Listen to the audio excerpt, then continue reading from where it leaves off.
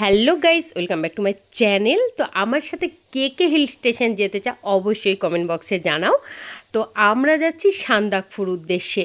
আমরা সান্দাকফুর যাওয়ার আগে কিছু প্রিপারেশন নিয়ে যেতে হচ্ছে, কারণ আমাদের একটা ইচ্ছা আছে আমরা সান্দাকফু কোনো একটা জায়গা থেকে ট্রেক করে উঠবো। তার জন্য কিন্তু তোমাদের আগে থেকে একটুখানি বাড়ির খাওয়া দাওয়া রুটিন, একটুখানি ওয়াক করা, মানে একটুখানি হাঁটা চলা, এই জিনিসগুলো করতে হবে। আর সান্দাকফু যেতে গেলে কোন জিনিসগুলো মাথায় রাখতে হবে, সব থেকে বড় কথা যাদের একটু শ্বাসকষ্টের প্রবলেম আছে, যারা মানে হাই ব্লাড প্রেশারের পেশেন্ট বা হার্টের পেশেন্ট, এইসব পেশেন্টের কিন্তু একদম দরকারিও কিছু জিনিস তোমাদের অবশ্যই সাথে নিতে হবে।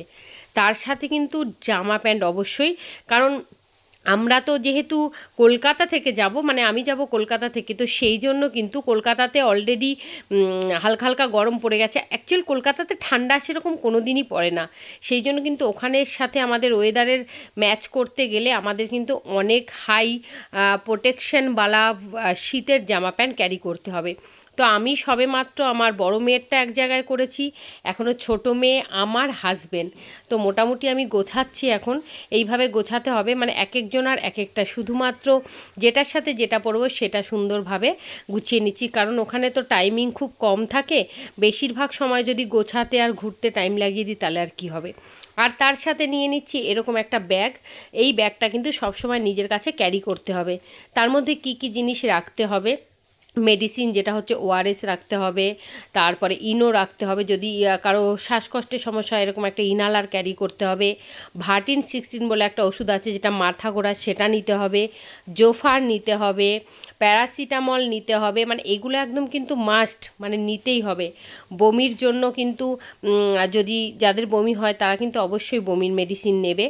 আর এইদিকে একটা ছোট্ট ব্যাগ আমি নিয়ে নিচ্ছি, এই ব্যাগটা কিন্তু বেশ বড়।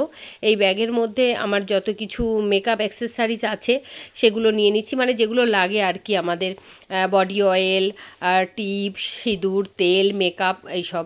এবার বাচ্চার ক্ষেত্রে কি ডট-ইন দিয়ে, সেটা হচ্ছে পেটে ব্যথার জন্য, জেন 20 এটাও কিন্তু হালকা পেটে ব্যথা, P250 এটা জ্বর বা ঠান্ডা লাগলে কিন্তু দিতে পারো। তারপরে এটা হচ্ছে ওমরাকন্ডিল, এটা কিন্তু অবশ্যই নেবে, এটাও কিন্তু ওই পাহাড়ি এলাকায় গেলে এটা লাগে। বনিশন যদি পেটের গন্ডগোল হয়, পেট খারাপ। জোফার বমির জন্য, জোফার একদম মাস্ট, প্রত্যেকটা বাচ্চাকে গাড়িতে ওঠার আগে জোফার দিয়ে দেবে, কারণ যেহেতু সান্দাকফুটা অনেকটা উঁচু। তার সাথে আমি নিয়ে নিয়েছি এরকম একটা ম্যান্থোপ্লাস টাইপের, যেটা ঠান্ডা লাগলে অনেক কাজ দেবে। অ্যাসকোরিল এলএস নিয়েছি বাচ্চার জন্য কাশি হলে। একটা নিয়ে নিয়েছি মসকুইটো ড্রপ, নিয়ে নিয়েছি ম্যাক্সটা, এটা কিন্তু ঠান্ডা লাগা, নাকে জল পড়া থেকে বাচ্চাকে খুব ভালো রাখবে। আর এতে ফার্মোজি, এটা নিয়েছি অনেক সময় ডিহাইড্রেশন হলে 200 গ্রাম জলের মধ্যে একটা পাউচ খুলে বাচ্চাকে খাইয়ে দিলে কিন্তু সমস্যাটা মিটে যায়। আর তার সাথে এই যে নিয়ে নিয়েছি ওরাল সাসপেনশন এন ক্লিয়ারিটি, এটা হচ্ছে ডিহাইড্রেশনের জন্য। অ্যাজিথ্রাল নিয়েছি, ওই অ্যান্টিবায়োটিক ঠান্ডা লাগার। তো যাই হোক, এগুলো নিয়ে সব কিছু আমরা গুছিয়ে নিয়েছি। আজকে আমাদের ট্রেন অলরেডি, আমাদের সব কিছু রেডি। এখন আমরা রেডি হয়ে বেরোবো হাওড়ার উদ্দেশ্যে। আমাদের ট্রেন হাওড়া থেকে, আমরা হাওড়া থেকে এনজিপি নামবো।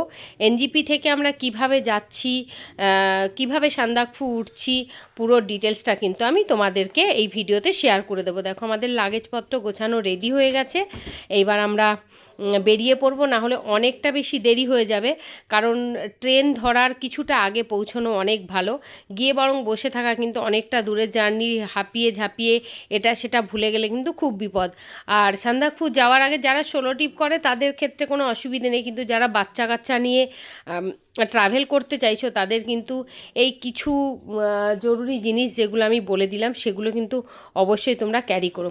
চলো টাটা বাই বাই, সবাই ভালো থেকো, দেখা হচ্ছে নেক্সট ব্লগে।